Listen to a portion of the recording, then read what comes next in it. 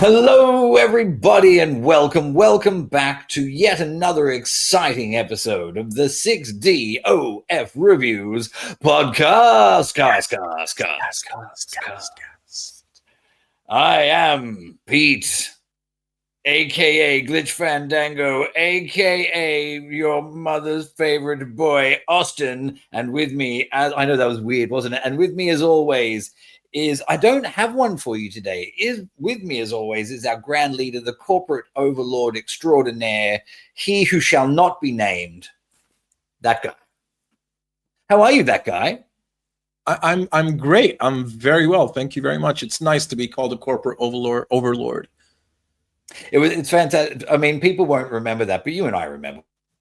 I remember exactly. All those yes. years ago. Yes, I do remember. So welcome, sweet viewer. Welcome to episode 8. It is a pleasure to have you all here again today. Today we are going to be running you through a smallish batch of games as per usual, because this is, ladies and gentlemen, the calm before the storm. And by the storm, I'm really just referring to sorry, what was the other one? Behemoth, which will be out next week in theory, unless there is another last minute delay. Fingers crossed we don't want that to happen.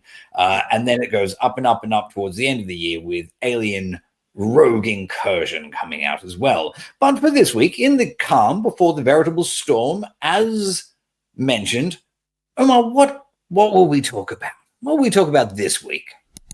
Well, luckily, I have a list in front of me, so I don't have to rely on my goldfish innards. So we're going to talk a little bit. What's that? I'm so proud of you. You should be. You should be. You should be. So we're going to talk a little bit about Spatial Ops, just to recap, because you've played it a little more since we talked about it last time and in the different mode. We're going to talk about Ember Souls, which we wanted to talk about last episode, but we just did not get around to. But luckily, we've played it more now, so I guess our views on it, or impressions of it, are going to be a little more solid. We've got Trombone Champ what was it? Unflattened. Unflattened. Yes. No longer a pancake game. We've got Racket Pinball, which I sort of almost discovered by surprise, and interesting because it reminds me of Bounce Arcade in all kinds of ways. I've played a little bit of Thrill of the Fight too, so I can talk about that a little bit. And then you generally wanted, and I guess I'll provide some input on, you wanted to talk about the Meta Store and what's happened to it since it and the App Lab sort of got folded in together into the mess that it's become. Well, I mean, I want to stand on a soapbox and yell at people about it. Does that count? It's not a two-way discussion. I'm not open to people's ideas. I want to yell my thoughts at you all. This is your Hyde Park. This is my Hyde Park. Thank you. You may notice, sweet viewer, and sorry, my hands keep disappearing. I understand that. But there is something I've also wanted to talk about, which I'm not going to, because once I start. Your hands keep disappearing because you're not real. I'm not real. I'm actually AI. Omar invented me. It's very bad AI. But behind me is my little homage to our fallen games that once were, that are no more. Games that were, in fact, the best of the best. And I did want to talk about that as well, but I'm not going to. You can just stare behind me, and extra points to everybody who can tell me what those games are.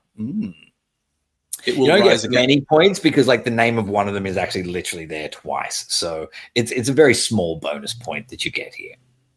So before I start rambling even more, and I am prone to a ramble, shall I just do a very brief update on Spatial Ops? And I am rather hoping that this will be part 2 of 3 in how we discuss Spatial Ops. But those of you who are with us, I believe it was 2 weeks ago, we both did a little impressions on the single-player version of Spatial Ops, mixed reality pew-pews.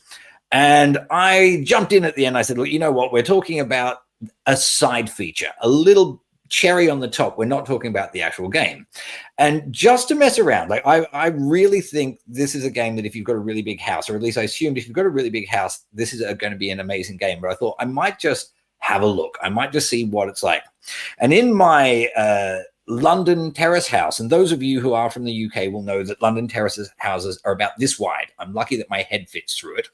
I went and I just had a little bit of a try. I set it up to see if it was what I thought it was going to be. And oh my God, this thing is like, people should buy 2 Quest 3s for this game. Like there is, I mean, I say that not having successfully actually played it yet. So, you know, put that caveat in there. But as an impressive display of what mixed reality technology can be, particularly in terms of local area cooperative or PvP play, I was blown away by it. It's got a really intuitive map builder where you can effectively leave as much of your house in MR as possible as you want. So you can see your real surroundings and then just put objects around it. Or if you want, you can put walls around so that it all feels a little bit more like it's themed within the game. And so I spent maybe 15 minutes doing that downstairs in the house. So maybe 15 minutes worth of, oh, I'll put a wall there. We've got a table there. I don't want to see a table. I'll put a few crates there. Say, oh, there's the coat rack. I don't want the kids to run into the coat rack. I'll put a cool looking steel barrier around it. And within about 15 minutes, I'd transformed downstairs. So we have sort of an open planned living, kitchen, dining area. I'd turned that into a like laser tag sort of thing. Like I turned it into a gun game parlor. Now, I was very excited because I also have a Pico, as some of you may know, and Spatial Ops is released on Pico, and I set all this up, and my daughter got home from school, and I was like, sweetie, I know it's no screens during the week, but let's do this. And unfortunately, the Pico version of Spatial Ops does not have the arcade or the arena rather. Sorry, the arena mode. So I still haven't played it. But what I did do is set it all up, put some bots into the arena, and watched how the bots ran around my newly formed play space. And I ran through my house grabbing guns and shooting them. And I 100% thought to myself, like, my kids are 7 and 10. Now, my kids get a little bit afraid. They do get scared of things. And I think the glowing red eyes of the bots would probably scare them. Like, in fairness, they are a bit timid like that. But for a lot of other kids, if you gave them 2 of these headsets and gave them even a halfway decent space to play in, there'd be hours. Like, they would drain the battery down. It's like buying laser tag for your kids, but even better.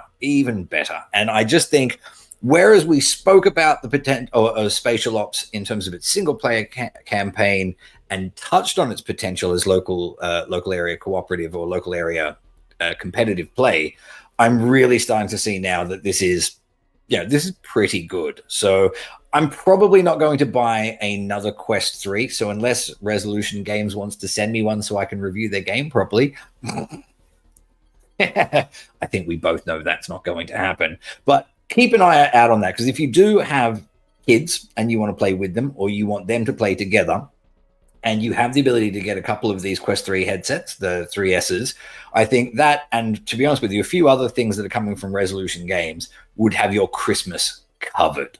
So there's my little update for you on Spatial Ops. If it's as good, like once I get to play it, if it's as good as I think it's going to be, I think it could almost be a system seller for people that have the right level of space. I think it'll do much better for people living in the States, because the homes there are generally far bigger than they would be in the UK. I mean, when we were in the States, we stayed at my mother-in-law's place, and she has a basement. And these homes seem to be like, this wasn't a mansion. This seemed to be the size that homes are. And this basement was, I mean, compared to my little London home, it was massive.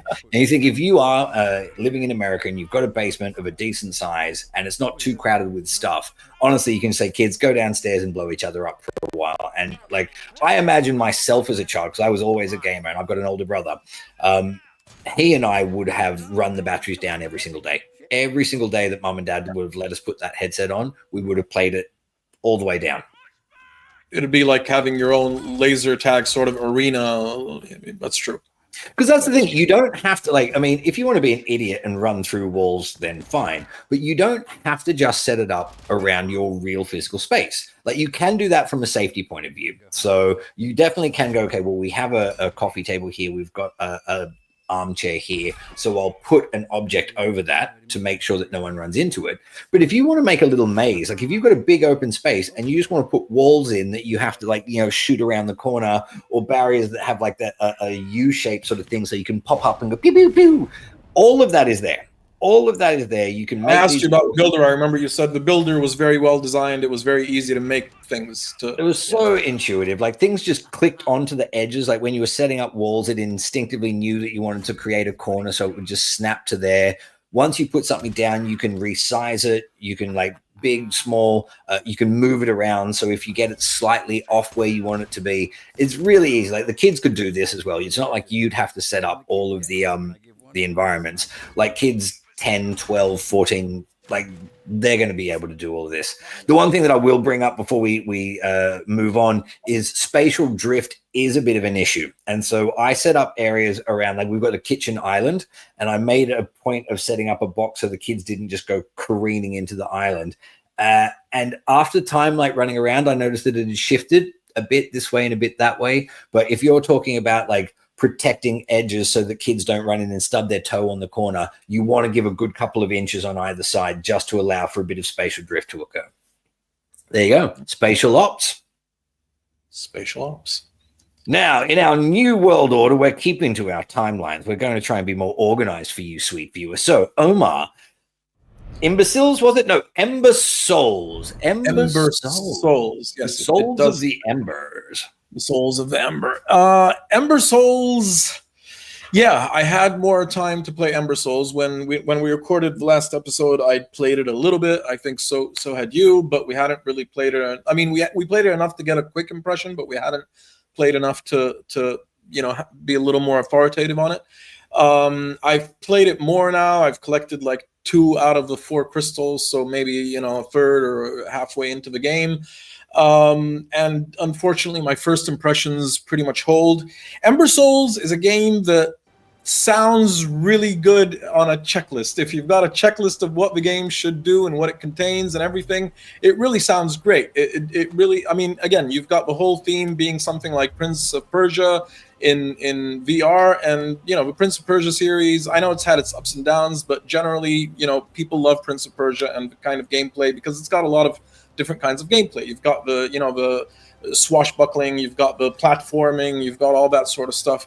And on paper, Ember Souls sounds great. You know, if I describe it on, you know, if I describe it on paper, you can, you know, you've got swords, you've got bows and arrows, you've got magical potions, you've got, you know, invincibility, you've got some force powers that you can collect and use, like a force push sort of thing, magical powers. You've got, you can throw yourself down carpets, you know, like in the movies, you know, like, you know, clawing into the carpets, into the wall hangings as you go down. You can climb ladders, you can platform, you can do, you know, swings off of things. You've got your grappling hook sort of power. You're fighting demons and monsters and swordsmen and all kinds of things, and you're, you know, getting these. It sounds great. All of that sounds great. Sold. I'm sold. You're Where sold. can I get this game? You're Thank sold. you. Until you start playing it. And then you realize that everything that sounds good on paper just isn't fun. It doesn't play well. It's not fun. Things are very janky. None of, like literally none of those things I described are fun to do. They all sound like they really should be fun to do. Each and every one of those things sounds like it should be fun. And in a game that nails the core mechanics, each one of those things would be fun. It would feel fun. It would, you know, it would control in a nice way. But here, everything falls flat. Like literally everything falls flat. Like starting with just, I noticed at the very beginning, I was annoyed by the fact that unless I'm looking down at my holster, I can't grab my sword. If I'll do this, like I'll be looking ahead, I'll do this with my hand to grab my sword, and it won't come up. My hand keeps coming up empty unless I'm looking at my holster with my headset. It's just not picking up that I'm taking my sword out of like the holster, or even the bow and arrow that I've got on my other side. It won't notice these things, and you have to like look down, grab your sword, look up, get ready to fight. Like you can't just reach down and grab it, which you would naturally do in any other situation. There is another technique to get your sword out. It's try and climb something. trying to mantle over something, and all of a sudden your sword is in your hand. All of a sudden you're holding your sword. I didn't want that. Yeah. So it just from that moment on, I'm like, okay, weird, kind of awkward. Like, why is it a pain in the butt to just grab my sword when I want to fight? But then this sort of persists with everything. Everything is clunky and janky and just tedious, and the game tries to help you, but it does it a little too much. Like when you're using the grappling thing, you pull, you sort of wave your beam, you aim your beam at something, and it sort of shows that it's grabbed it or that it's like locked onto it, and then you pull yourself and you fly, but then it goes in super slow motion. Like, okay, like to make it easier to grab, but like seriously, I don't need it to go in super slow motion. Maybe that should be a power that you can activate with focus for difficult situations or something. Like in some games, like Horizon Zero Dawn or whatever, you have your focus, you activate it, things go slow down, and you can do things in slow motion if you need to. But just doing it every single time you're leaping or doing a grapple, it slows down. Like, what are you doing? This is not fun. I'm not enjoying it. So it's just literally every single thing you do in the game is not that much fun. The sword fighting isn't that good. The archery doesn't feel that good. This is not going to compete with any of it's not going to compete with In-Depth Unchained or any of that when it comes to the archery. Just everything feels like it's been ticked off a list, but it's like it's not in a fun way. It's like, can you do this in the game? Yes, you can. Okay, move on, do the next thing. But like implementing features, but none of them feels fun. At all. None of them feels fun at all. Like, did I mildly enjoy the game at some point in time? Like a little bit at some point, briefly, and then I get bored again.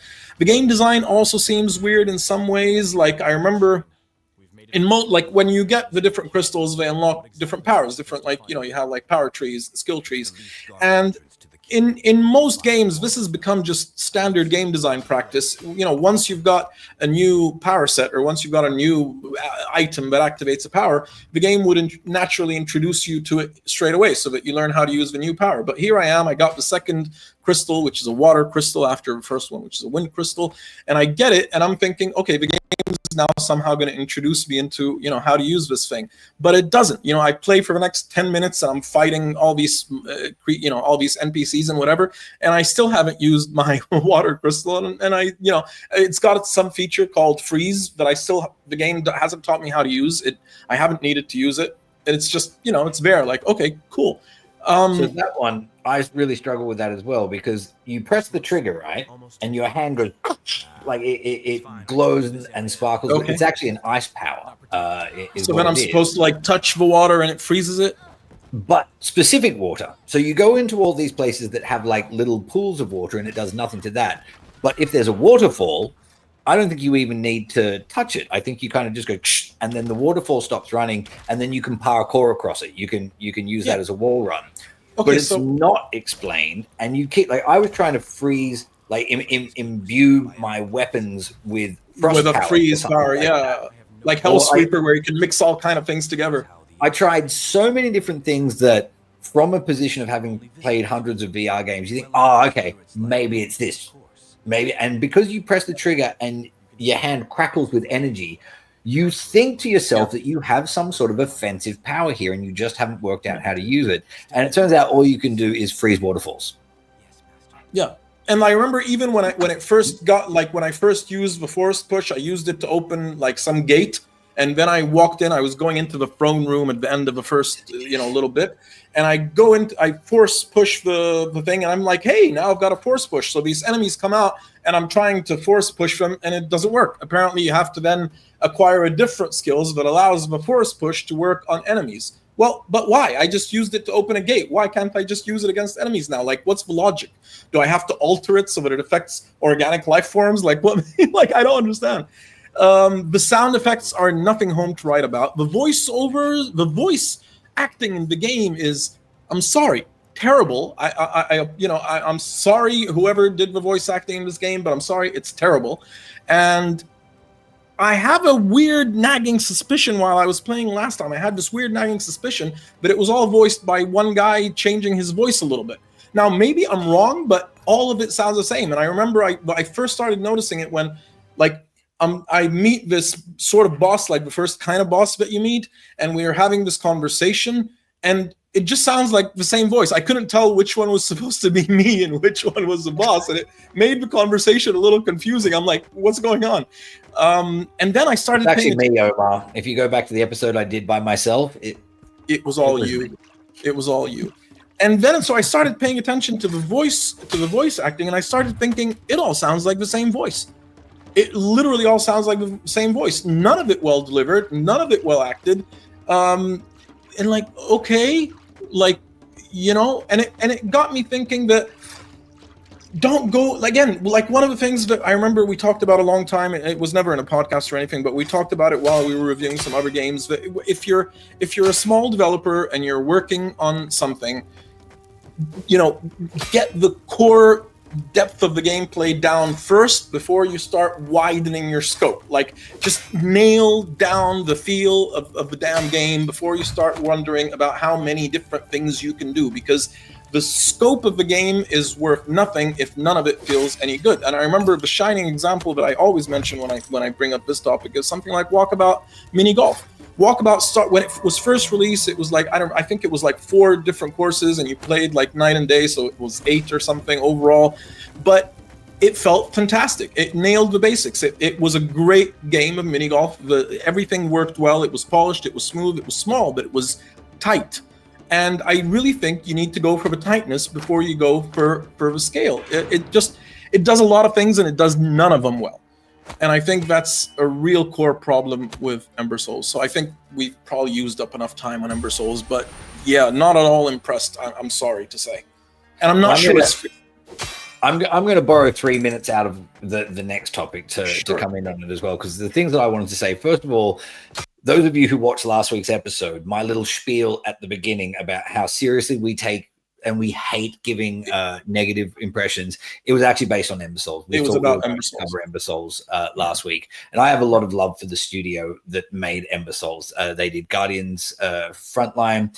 I actually did some testing for them. I've engaged with a couple of people from that team, so it brings me no joy whatsoever to actually agree with Omar. It is like there's a lot of things that do kind of work, right? So graphically, it's fine. I mean, it's not going to blow you away, but graphically, it's fine. The story is fine. Like the way the missions sort of play out and all of that, like that's all fine. But the point that I wanted to make, the reason I jumped in is I worry. So if we go back 3 years, I think Ember Souls would have been a bit of a star. It would have shined because there weren't that many games doing things like this already, doing it more proficiently. And where we've had the last, I'd say 14 months worth of big investment into VR, what it's done is it's made it really hard for not quite polished indies to compete. So within Ember Souls, there are a number of things, like say, for example, spatial puzzles, like, you know, the blades that whip back and forward and the swinging things that you've got to dash and time through. Now, all of them, every trap that you have to navigate was almost identically delivered in Asgard's Wrath 2. But in Asgard's Wrath 2, it was done outstandingly. Yeah. In Ember Souls, a lot of the sort of on-rails parkourishness of it was delivered in Assassin's Creed Nexus, but it was delivered with that level of polish and everything that you need. So much of what Ember Souls is trying to achieve, even magical combat, has been delivered, sword fighting combat. Like now you've got Blade and Sorcery, the new version, the Crystal Hunt version. So it's now a fully playable game. That gives you a better level of melee combat and a better level of magical combat than this does. The story isn't as good. The environments aren't as good. So it's not quite as good there. But Ember Souls doesn't reach out and excel at anything, and everything that it tries to do, unfortunately, has already been delivered somewhere else to a higher standard. And the point that I'm trying to make here is not to shit on Virtual Age games. They're a great little studio. Their combat, I think their melee combat was better in their, I forget the name of their gladiator-based game. They had, running on Quest 1, they had a arena-style gladiator game. It may have been called Gladiator or something like that. That was more fun. That one had like lions coming out at you and bears and stuff and multiple guys coming from everywhere. This seemed even blander than their own work. And I think the point I'm making is, for all that we're reveling in these really high quality games that we're getting 2 or 3 of a year, what they are doing is now making it much, much harder for plucky indies to achieve across that same breadth of scope. And so you do, to your point, Omar, you said go deep before you go wide. And I cannot agree with that enough, because if you're worried about what you can produce within the time constraints of your development cycle, 2 years or whatever it's going to be, trying to put out an epic when epics have already been done by people with 8 times your budget is going to be a really big challenge. Whereas if you can get something sticky and great, and I think about Underdogs, for example, and I've seen their early footage of development when everything was just polygons and blocks, but they dug deep on the feel of the game. And then with that, they're like, well, what have we got left in the reserves? What have we got left in the development cycle? Great. Well, we'll make it a roguelike arena game, but it's going to be shit hot to play. And it is. And it's now they can start iterating and expanding, because what they've got in the center of it is so good that it's worth expanding on. And so anyone from Virtual Age Games, if you're watching this, dude, like, go back and watch my speech about how seriously I take this stuff. I don't deliver any of this criticism with any relish, with any joy. You're a great studio. It's a great, like, Guardians Frontline was great, but unfortunately this one was a miss, guys, and I'm really sorry to have to say it. Yeah. So what's do we have happier times? Is there Trombone Champ. I've got a boner, a trombone. There you go. I wanted to make one boner, yes. Low-hanging fruit. So Trombone Champ Unflattened has just released yesterday, last night. In fact, we got access to it last evening. This is an impressions of the first 90 minutes worth of gameplay that I've had with it last night. Before we get on to the actual game and the gameplay itself, it's worth noting that this is the first release from Flat to VR Studios. Those of you who don't know, Flat to VR Studios is a studio that has been built built specifically to bring flat screen games into VR. Not just ports, but adapting them to make sure that they work properly as native VR games. They've already had funding for four games that they have announced, and this is the first one. I thought it was an interesting choice. Rhythm games are always popular in VR. I've never understood the allure of a rhythm game in flat screen. Like Parappa the Rapper was the last one I played, and God, that must have been 2003 or something like that. So I can't tell you much about Trombone Champ because I've never played it, but Trombone Champ Unflattened, you can really see why the developers have gone like, here's a win. Here's something that is going to be a bit of fun. And is going to work really well in VR, because it absolutely takes something that everybody knows. It's really intuitive. Even if you don't play the trombone, you understand that you get how it's going to work. And then suddenly you've got that physicality. You've got an action that you can do in VR. And it's a really clever decision to go, that's a great one to port over to bring over into VR straight off the bat. So, coming from a place of not liking flat rhythm games, not having played it, I jumped in last night, and what I will say is it's fun. It definitely has that spirit of fun to it. If you don't like rhythm games, then you probably move on. You're probably not going to like this one. It is not so different that it's going to change your view of the whole genre. But if you are somebody that enjoys a nice, fun rhythm experience, there's a lot of fun to be had here. It's very playful. What I understand from what I've read is that the tone, the graphics, everything is quite indicative of what the original game was like. It's got a quirky sense of humor to it as well, the way things are introduced. Like there are these fun little characters that pop up. It's all text-based. There's no voiceovers, but it's just funny. Like some of the stuff that you're reading, I really enjoyed the way that things were being delivered. Like a baboon pops up and he goes, I'm here just to complicate the law, and then goes on to tell you some other thing. And I'm like, yeah, cool. I like that sense of humor. That's really, really cool. Once you get into the game, you can unlock a range of tracks by playing through and getting achievements. So you get your trombone, it's a standard trombone, there's a little tutorial, but there's not that much to go through. You've got the trigger button on either controller will effectively be your sound, like it'll blow the note, and your slide does what slides on trombones do. And so it's really, really intuitive. It's not just the trigger buttons. You can do it with this button, whatever that button is. You know what I'm talking about. And then what happens is you start to play songs, and you can set it up so it's either on both sides or you can have it just on one side. But the notes that you need to hold start appearing on, it's like a stave sort of thing where you can see lines, and that indicates the position your slide needs to be in. So it's a high note, it's a low note. You'll have notes that will come quite staccato, so it'll be quite short, and you know that's just a quick button press. There's other ones that are longer, and you know that that's a hold. And there are other ones that you have to hit here, and then they drip down, and that's you kind of... I like doing the trombone with my face. I'm doing really well. You are. So that's the mechanics, and it makes perfect sense. You if you've ever seen a trombone, you instantly know what to do, and you can pick it up and just jump in straight away. There are also unlockable trombones that you can get. Some of them just look kind of funky. Some of them replace the normal trombone sound with funny sounds. I've seen a video of someone playing a trombone with a cat sitting on it, and it screeched meows instead of tromboning. I unlocked a pinata one that makes sort of like fun pinata, like party popper sounds and things like that. For me, that's a no. Like, I don't want, instead of going with the trombone, to have some like that. God, that sounds god awful to me. But for some people, that's really fun. That's really cool. There's plenty of things that you can unlock, and there's cosmetics as well, so you can have really fun and funky trombones.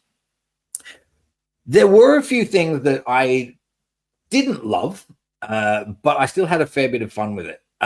The first criticism I have, and I think that this already has a solve kind of built into it, but the track selection that you get is bountiful. I think there's 50. You don't quote me on that, but there's around 50 tracks to start off with. But just like when I was talking about Maestro a few episodes back, I get the feeling that rather than buying licenses for well-known songs, they've definitely gone for public domain songs. So, for example, there's one level where you unlock 5 songs, and I'm pretty sure they're all national anthems of different countries. You've definitely got the Star Spangled Banner. You've got the Canadian, Canada, and the French one, I'm pretty sure, is in there as well. You've got God Save the King. Like, okay, that's cool. And God Save the King, to be honest with you, I scored really well on that because I know it, and it as a beginning level for a trombone game, it's actually perfect. Like, it's not too hard, and it gets you into the thing. But how many times are you going to play that? Like, how many times are you going to go, man, I want the high score on God Save the King? Like, no.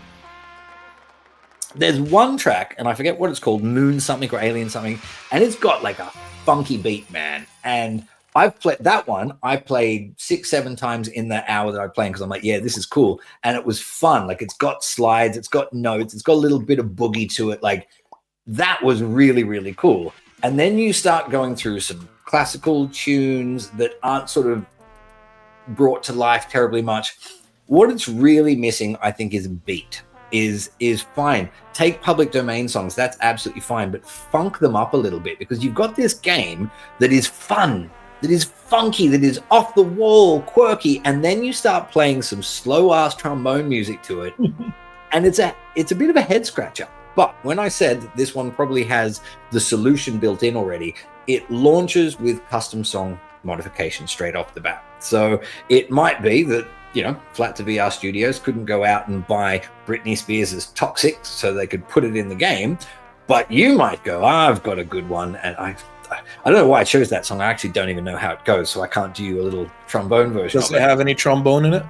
No, but everything is good with trombone. Like, here's a little known fact about Pete Austin is I think the trombone is a sexy instrument. I love the trombone. And when I was a younger man, I played reed. I played saxophone and clarinet because I wasn't good enough to play a brass instrument. I didn't have the embouchure for a trumpet or for a trombone, but I think the trombone is sexy AF. Hands down, no line. That actually brings me on to my second criticism of Trombone Champ Unflattened, which is the bass trombone sound isn't quite vibrant enough. It's not.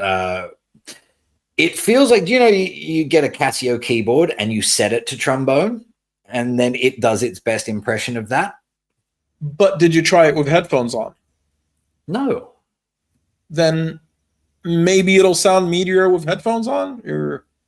Yeah, but that shouldn't be the measure of it. Like most people, most gamers aren't putting headphones on to play their headset. They put them on and they make do with the sounds there. All right. It just didn't. It felt a bit too much like a cartoon trombone. Now, again, it's a cartoon trombone game, so of course it fucking does. Like, that's not a criticism. But again, being someone who thinks that the trombone is just a damn sexy instrument, and when it's blown well, like, it's got a richness and a resonance to it, I would have liked to have a little bit more of that. Like, I just would have liked that basic sound to be a bit deeper. But I get why it is why it is. Like, it matches the tone of the game very, very well. So, not really a complaint, more of a, if there was an unlockable trombone that sounded like a sexy jazz trombone, I would play hard to get that trombone. And then the only other thing that I would say, and this is I guess this is a me problem again, rather than the game, but as the notes come to you, right? So they're coming to you on a horizontal plane, top to bottom, on a vertical axis. So as you're playing that if you want to go down for a lower note, up for a higher note, but because you're playing the trombone, you're doing this weird mental calculation where down is out and up is in. And I found myself just I was trying to go up and down, even though I know that's not how a trombone fucking works. I held it vertically just so I wouldn't be confused. But when you do that, the tracking isn't as good. So because you're holding it down at the bottom of where the sensors are, I found that in those instances, I would start to have tracking issues. So doing that sort of mental calibration of down means out, and once you really start to get into it and they start to get harder and harder until you've built up that muscle memory, it's really difficult. Like, you really have to concentrate on it. And I was messing things up because, again, I was at a half angle, I was diagonal, and my hand's doing all sorts of things because I'm looking up here, my eyes are up here, and I'm not really paying attention. So again, I'm sure that more than 90 minutes practice and you can build that into muscle memory. But right off the bat, it made it quite hard for me, especially like the gear step in difficulty. It goes from like very soon after God Save the King, you've got, I don't know what it's called, trying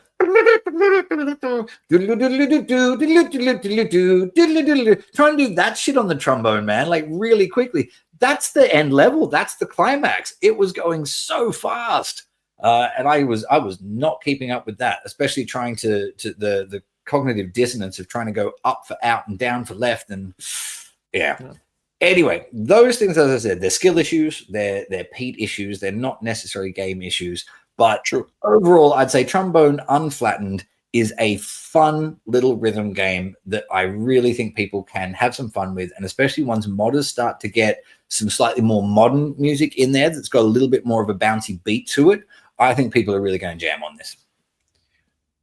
Do you know how the custom song like integration importing thing works? Do you have any idea? I don't. Again, I got a shout out to Alex, who I reached out to. Alex, you are a good man. Thank you very much. He got me a code like that when I reached out. I had 90 minutes, and really what I wanted to do was cover mechanics and options first, rather than going down the rabbit hole of custom content. So I'm aware that it exists, but I have no idea how that integration works. I was playing core content for the sake of making sure that I was talking about what everyone can access on day one. So that's what I've got for you on Trombone Champ. What do you want to talk about, Champ? Well, let's see. Not enough to form like, anything resembling like a proper mini reviews or anything, but I have dipped a little bit into a couple of games. The first one, let's say, I can talk about is Racket Pinball, which I ran into by pure coincidence. We just did Bounce Arcade and we reviewed it and we talked about it last time, and I enjoyed it, but I had issues with it. So did you. Things were, it's slow paced. The balls weren't really giving you the hectic energy that you wanted from a pinball game, except fleetingly and briefly. But then I saw Racket Pinball, and it's the same sort of setup. Essentially, you're in these environments, and you're at the back and bottom of the pinball environments, but instead of like these circular paddles that you control in Bounce Arcade, you've got rackets basically. Big net sort of rackets in each hand, and you're sort of swinging the balls. It's much faster paced than Bounce Arcade, which is why I think you'd enjoy it more, because your first big complaint again was with how slow the ball was, and you didn't get the frantic energy in Bounce Arcade. It's much faster, much more frantic. The environments feel physically smaller. Like in Bounce Arcade, the environments feel quite spacious and large. Here, they kind of feel like big rooms or small halls, whatever you want to call it. And you've got like 3 or 4, I think there's like 3 tables maybe, but you've also got sort of like, to add to the longevity, I guess, a little bit, and to the playability, you've got these sort of campaign levels where it's like mission-based, like based on those tables. Again, I could be wrong about some of this because I haven't spent that much time in it, but basically it's much more animated in terms of what's going on inside the tables. It's much more colorful. It's a lot more frantic. It's a lot more fast-paced. The only thing that I had, but I would call this skill issue, is that I'm still not very used to it, is that the balls do come really fast, and you've got like, it's kind of a weird setup. In Bounce Arcade, I never had a problem knowing exactly where the open hole behind me was, sort of. But here you've got like a wall to your side, a wall to your other side, and then there's the space that you're covering. And so sometimes the ball would go somewhere where I think I should cover it, but then it just bounces against one of the sides. And sometimes it's going into the hole, and I'm not quite sure that it was going into the hole. And another thing that I noticed is that sometimes you don't quite hit the ball properly if you're not, so again, a little bit of a tracking issue, where if you're not looking towards the ball while you're hitting it, you'll basically miss. You'll invariably miss that ball. You sort of need to be looking where the ball is heading for your racket. You need to be looking down at the racket if it's coming down for the game to really detect that you've hit it. So that threw me off a little bit. That's a pretty solid piece of advice for any racket sports. Look at the ball when you swing that. Well, yes, but when you've got a big racket and when you're used to racket sports, you can often, just hit the ball without directly looking at it. Once you've seen it come, it's come all the way to within half a meter of you. You should be able to hit it if you know where it's at. You get used to it. It's like, it's a natural thing. But in this game, it was, that wasn't very reliable. But otherwise, yeah, kind of like Bounce Arcade, same sort of theme, same sort of setup, much more colorful, much more frantic. I think it's pretty good competition to Bounce Arcade. First impression definitely wasn't that it was any lesser quality at all. So I think that's worth mentioning. That's something that if you thought Pinball Arcade looked like fun, but you wanted something faster, maybe that would be right up your alley. I always think that's really weird. Sorry to jump in, but when you get 2 games like that, like Bounce Arcade, very similar. I've never heard of Racket Arcade. Bounce Arcade comes out, and one of the things that we're talking about right from the start is how unique and original it is. How it's like, there's not another version of this out there that's already existing. Yeah, and when I looked at the release date, Racket Pinball was released apparently November 7th, so it was released 2 weeks before Bounce Arcade. But it was a little bit hidden, which might, get into your topic later. But it was a little bit hidden. But then I just saw it, and I was like, hey, give it a shot. And there you go. It's pretty much the same sort of thing. And it's funny. It's kind of like what was when those 2 movies came out, Armageddon, and I don't know what it was called. It was 2 exactly similar movies came out at the same time. But this sort of thing happens sometimes. I don't know whether it's people, I don't know whether somebody's copying somebody, or they hear about something in development and they figure we'll do the same, or if it's just the zeitgeist of, who knows. So that's Racket Pinball. The other thing that I tried briefly, so I can't really talk about that much, is Thrill of the Fight 2. There you go.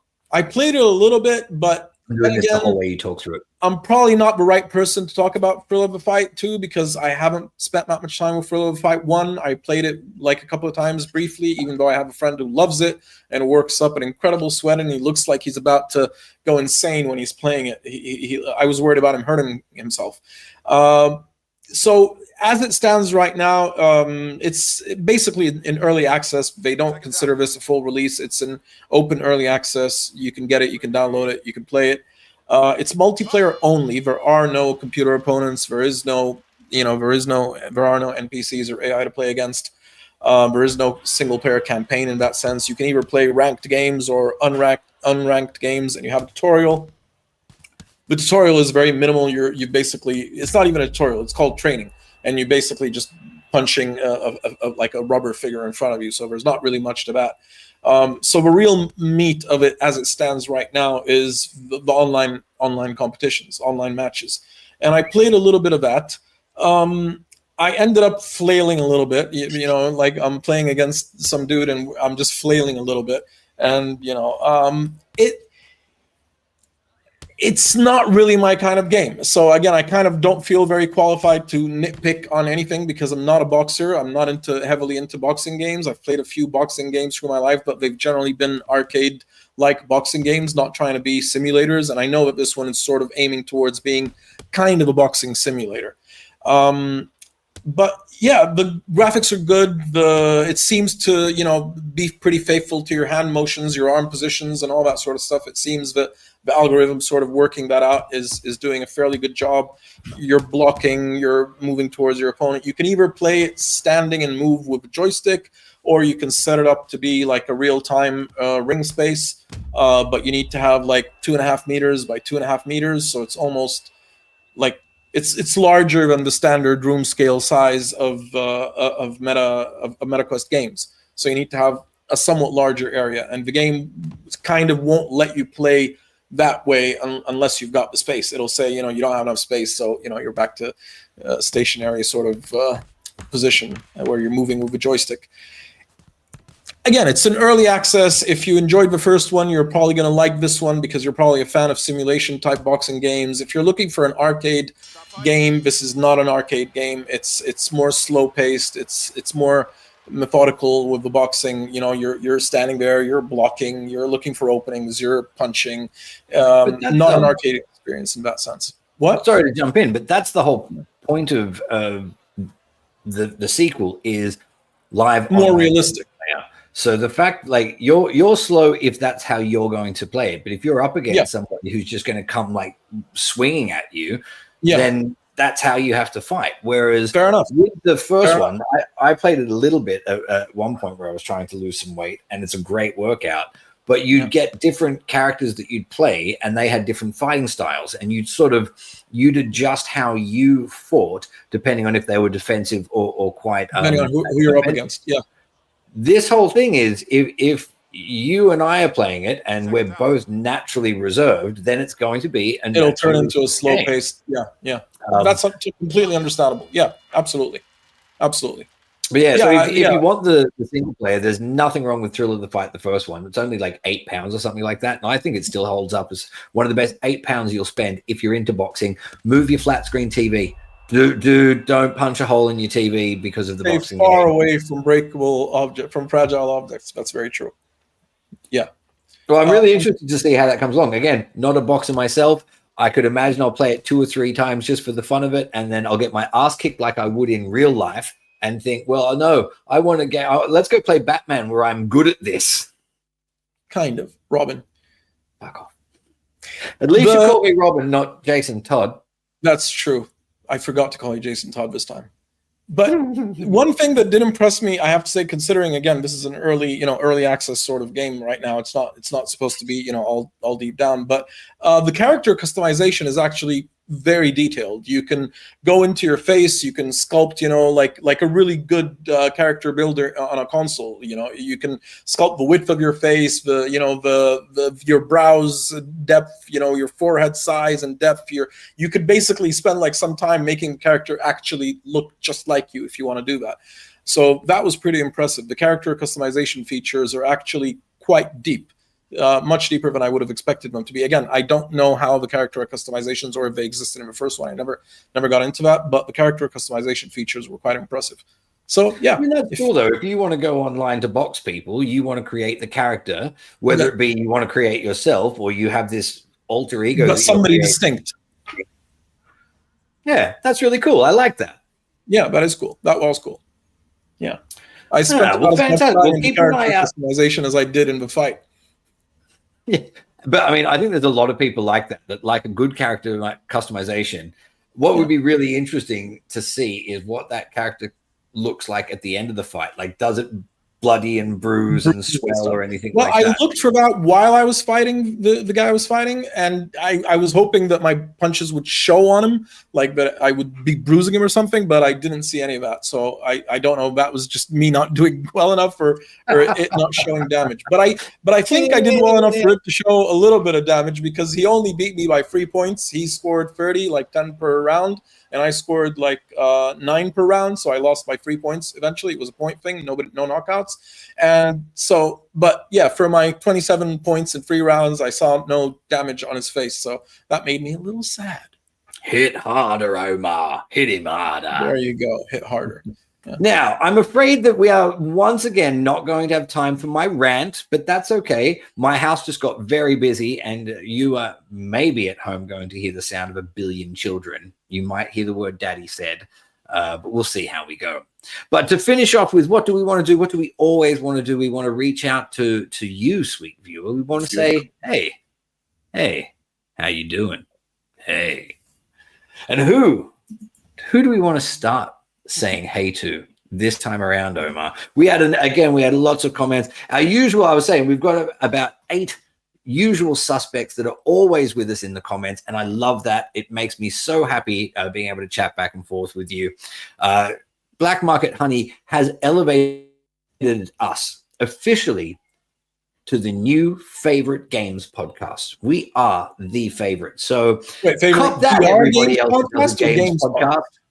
Say that VR again. games podcast or games podcast? No, it says this is my new favorite games podcast, which means we are the best out of everybody and everybody in existence.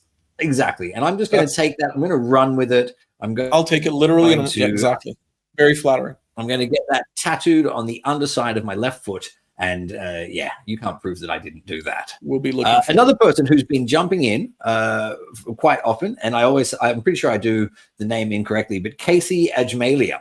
Casey, or it could be Casey AJ Melia. It could be any of these things. Casey Ajmalia is what I'm going with. Has said that they are enjoying Metro very much. Thinks it's very, very good. And looking forward to playing Walltown Wonders when his son gets his Quest 3, or his, I say his, when their son gets the Quest 3 for Christmas. No spoiler. Casey Ajmalia, don't watch this. Don't watch this. I've just given away your Christmas present. Oh damn it. Goodness me.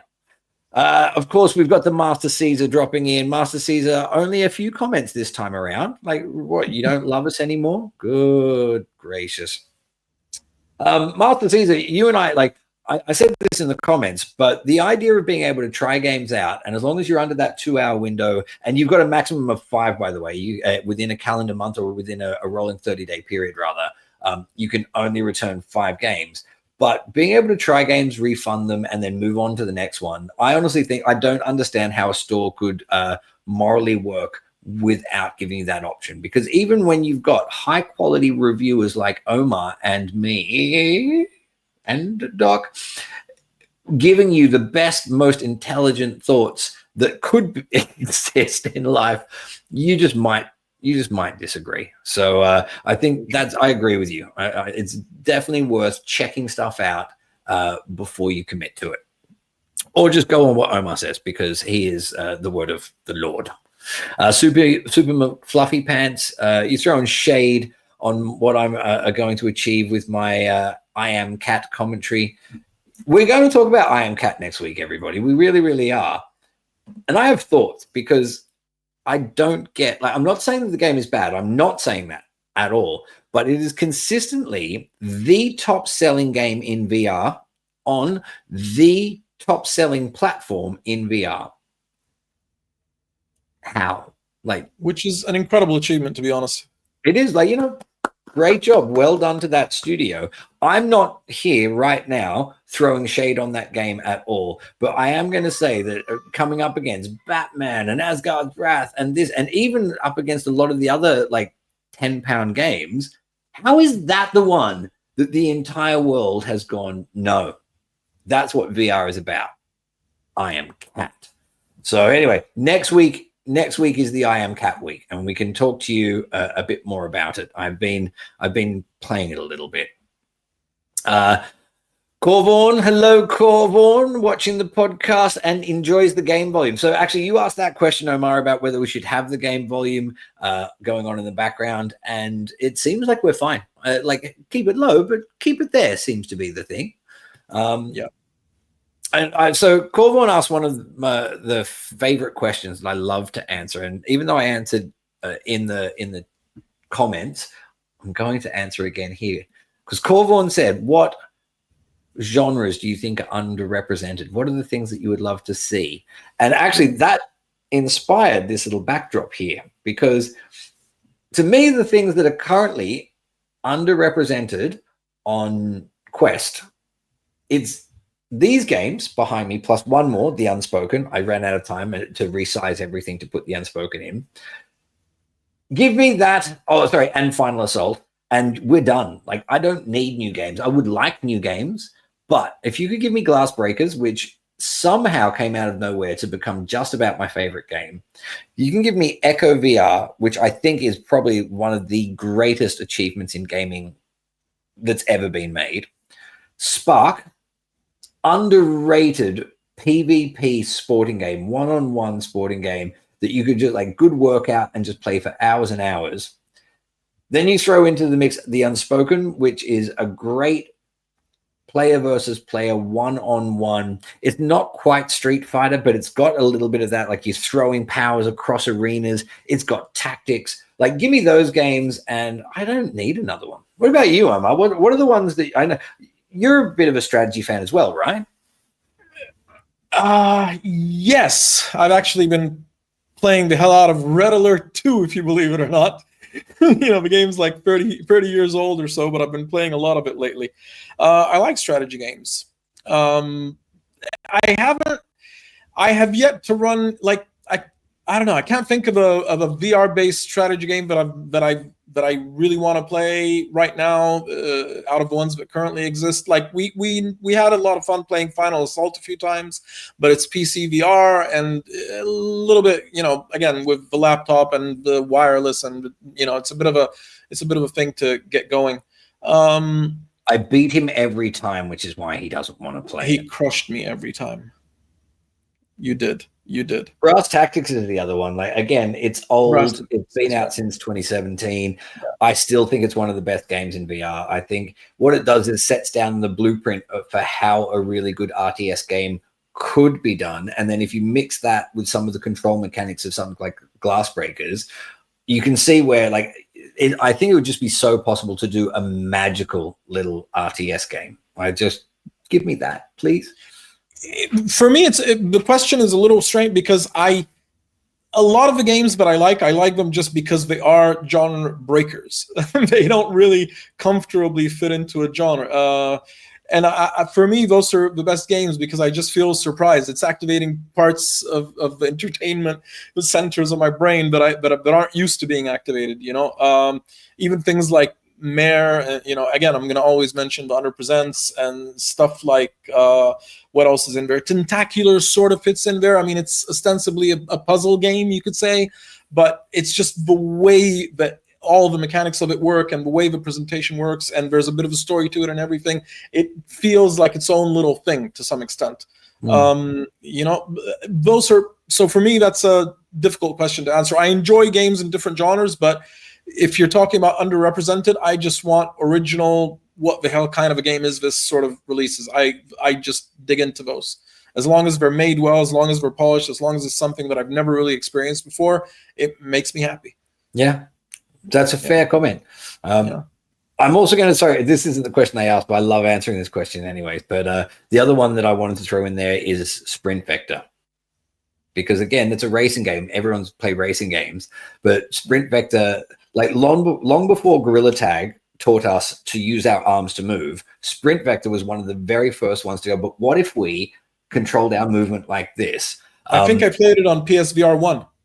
It is mind-boggling to me that some people say Servius, the guys that are about to give us the Alien game, how they didn't put that onto Quest, because there was it was a 2016 era PC game. The Quest 3 now runs a processor about equivalent to a PC from 2016. Yeah, pretty much. Why that hasn't landed on Quest, I think it would just be such a killer title. I still play it every now and then against AI, against the computer, and it's just fun. It's so good. And it's not as if the graphics would have been difficult to port onto Quest anyway. I remember it was a pretty simplistic graphical style, cartoon style. Like I mean, they just must not like money. I think that's what it is they don't like money. That must be it.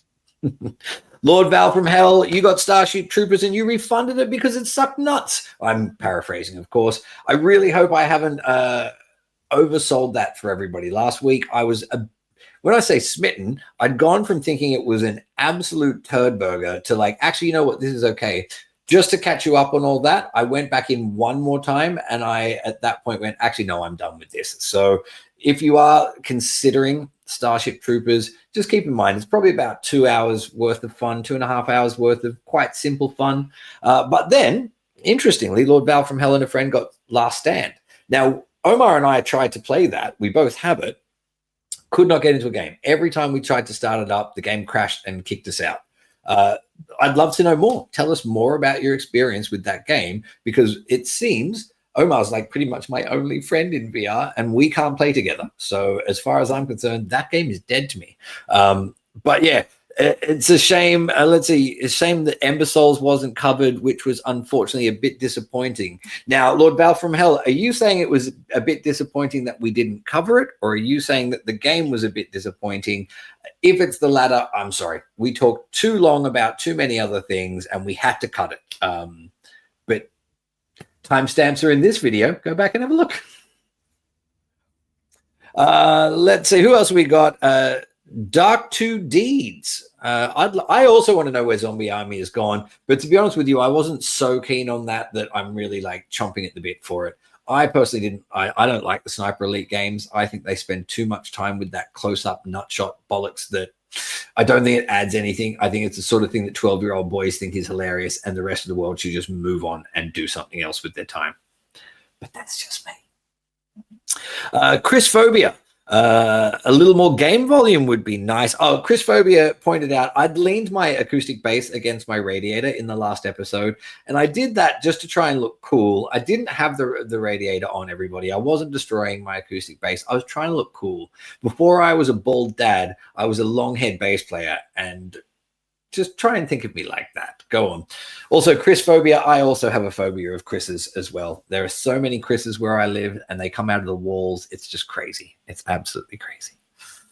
And then lastly, Stuart Burns. Don't worry. You don't have to apologize, mate. It's absolutely fine. I was only teasing you. I was only having a bit of sport, a bit of fun.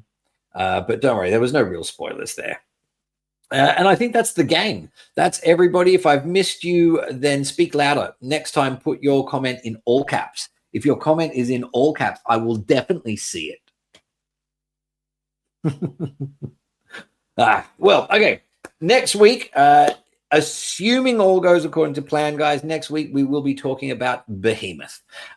Depending on when we get access, we'll tell you whether or not we're giving you an impressions piece or if we're giving you something closer to a review. But Behemoth is the next, this is the one that I'm really excited for. I think this is up there with Batman, and more so than Metro, actually, for me in terms of anticipation. I'm really hoping this lands and is great.